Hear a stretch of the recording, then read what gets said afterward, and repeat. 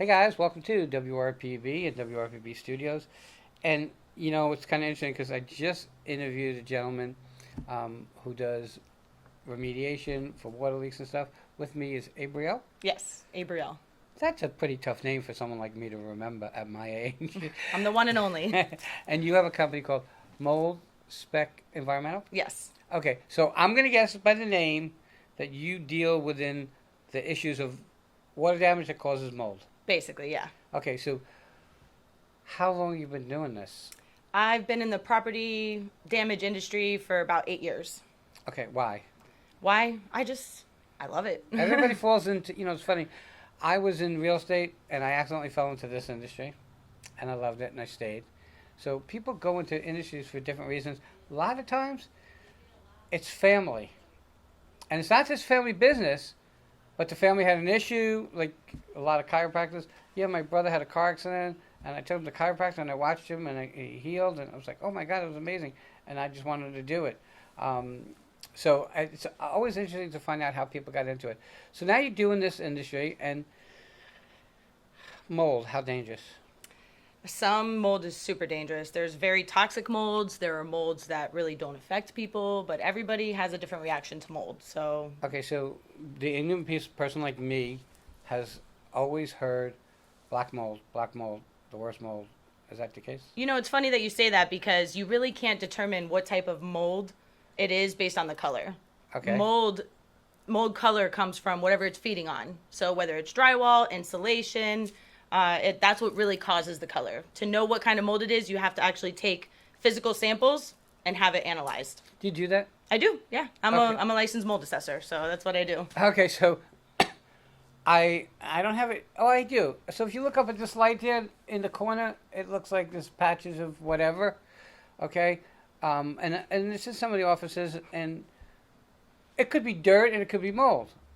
Is there a real way to tell without it running somebody a ton of money? You got to test it. You got to test Yep, it. you would have to test it. I mean, to me, that just looks like dirt, but what do I know until we test Okay, it? I'm only 5'2". I'm not reaching that light. So, Yeah, right. So I'm probably not reaching it without a ladder either. So you got to get over that. All right. Where, in your experiences over the years, where does mold grow the quickest? Porous organic materials like drywall, insulation, wood. Mold spores can start to grow within 72 hours. So after a water damage or a water loss occurs, it's really important to start the drying environment to try to dry out that material and save it before mold spores start to develop. Okay. How bad can it get? It can get really bad. I've walked into houses and walked right back out and got a full face respirator and put it on before I even walk into the Really? house. Ceiling down to the floor covered in mold. And Mushrooms growing out of the ceiling. okay, but now when you walk in there, you have no clue what kind of mold it is yet, right? No, not yet.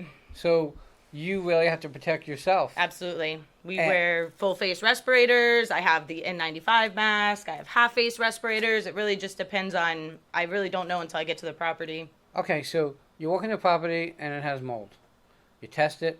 Do you test it right on site? Can you? Yeah, I test it right on site. We can do an air quality, or we can take an actual physical swab or tape lift sample of whatever species. If there's visible mold, sometimes I get calls, people just have allergies. They want to know what's in the air that they're breathing in. Right. And then sometimes there's actually visible mushrooms growing. So Wow. they take a little culture of it. You said something interesting. You said from ceiling to floor. Does it really get that bad? I mean, it can. It just depends on what's causing the water. What caused the leak? Are you having a roof leak? Did you have plumbing rerouted over the ceiling and a pipe burst and it's soaking from the ceiling down to the floor? Really just depends on what it is. So, my question would be, is there a difference in mold growth between a sewer pipe that bursts as compared to a roof leak from rain? It really just depends. I mean, it's going to be nasty if it's sewer, Right. if it's category 3 water. It's not going to be, it could be. It just really depends on what it's feeding on, Usually sewer is on the ground level. Right. So the mold is going to grow onto the drywall, the baseboards, the insulation. Same with the up top, though, if it comes from the ceiling down. Well, from the little bit that I know, its biggest path of travel seems to be sheetrock. Drywall, yeah. People think drywall, because it's so porous, it could just run right through it. I mean, I guess it just runs right through it. All right, so you said mushrooms growing out of it. You're talking about like mushrooms that you see in the yard? Kind of, yeah. Okay, so you walk in a house and you see mushrooms growing. Bad, bad sign? It's a bad sign. If you have mushrooms, you have a problem. You need to take care of it. Okay, so you go in, you test, and you say, yeah, you have mold, and it's hazardous. Yes. What's the next step for somebody? So what I do is I do a full inspection. I come in. I also have an infrared camera, a professional moisture reader hygrometer. I check for any signs of water damage, difference in temperatures, what the infrared camera checks for. The moisture meter actually picks up moisture in the building materials. And then the hygrometer helps me determine if there is a raise in the relative humidity. You know, you want to try to keep the relative humidity in your house between 40 and 60%. Naturally, there's mold everywhere. It's inside, it's outside, especially here in Florida where it's super humid. So I do a full mold assessment report. I come in, I take photos of everything. I check all your main water sources by the AC, all your plumbing, showers, water heater. I check the ceiling to see if you have any signs of, roof leaks or water damages coming from above. And then I put all of my information into a report with the lab results. All of our mold samples are analyzed at the lab. We usually get our results back. We can have them within a couple hours. I can have them the next day. Really just depends on the situation. Every claim, every house, every situation is different. And then we also, if there's super toxic mold, there are 5 molds that we look for that are super toxic as a mold assessor. And all of those require immediate remediation. If it's a mold that's not as serious, we can recommend a sanitization. Not all the time, everything has to be ripped out. Okay. But if it comes back as a toxic mold, then we also offer a separate report for mold remediation protocol. And that you would provide to a restoration company so that they can come in and properly and safely remove the mold from your home. Okay, so now you brought up, when someone talks and I interview them, I'm always learning something new. And Absolutely. I've been doing this a long time. I remember I rented an apartment years ago, and I walked in the bathroom by the shower. The grout was black. Is that like mold? Or just dirt? It could be. We wouldn't know until we actually tested it, but a lot of times you get mildew in the shower. So it's humid in the bathroom. Right. A really good thing to make sure that you have in your bathroom is a ventilation fan. Okay. And then use it. Some people have them in the bathrooms. They don't use them because it's loud. Well, now you've opened up a whole new door. That's a whole new... I go to the bathroom and I never turn it on. But when you shower, it's important that you turn it on. Okay. Because it helps ventilate so that you don't get topical mold on the ceiling when you shower. All that heat and humidity from the hot water, it's going to eventually create mildew on the grout, topical mold on the ceiling. Some people, I go in and it's just, little spots. Right. And I've seen that before. So, again, every time I do an interview, I learn something. So, if you're going to buy a house, a resale, I think that it would behoove you and be really smart if you got somebody like you in there. Absolutely. Okay. To do, for lack of a better word, a report so you know what you're buying. Because I'm going to guess those 5 serious molds, is that what it was? 5 toxic. Okay. Will cost you a lot of money if it has been there for a long period of time. You're right. I mean, we work with a lot of real estate agents, a lot of home inspectors refer us. Even sometimes before the home inspector comes in, I have family that buys and deals a lot in properties here in South Florida. And before they even, step into the sale and get a home inspector, they call us in to come in and check it out and see. Right, because if you have one of those 5 and it's overtaking a room or whatever, you don't even need a home inspector. You need to get out of that contract and or have the other people have it remediated. It's very common. Especially really? Here in South Florida. Yeah. Yeah, we do have a ton of humidity. We live in paradise, but our paradise has its share of problems. Humidity being one for people who have a hard time breathing. Yeah. And that little teeny window of hurricanes that seems to get us every year. Every year, right? Every year. A little bit. And it's funny because you live here and you really don't think about it the same as the longer you live here, okay? But it also brings because you're boarded up. Everything is totally closed up. That means that humidity is in that house. Yep. Okay, and causing, or possibly causing, mold to grow. Mold spores can start to grow within 72 hours. Is it affected by light and darkness? Light and darkness, it really more aids to the humidity levels, I think. Okay.